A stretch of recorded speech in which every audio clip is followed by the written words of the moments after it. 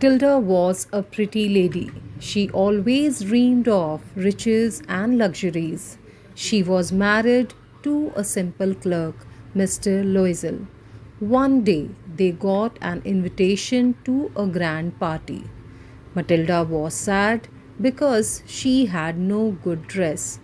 Her husband gave her money to buy a dress.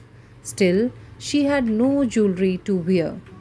She borrowed a diamond necklace from her rich friend Madame Forestier.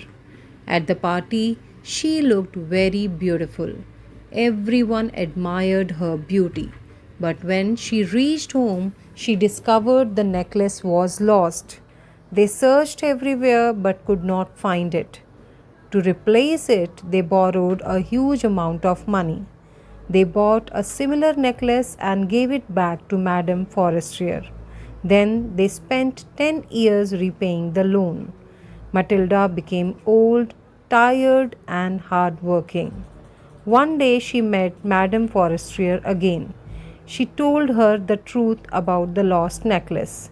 Shockingly, Madame Forestier said the necklace was fake.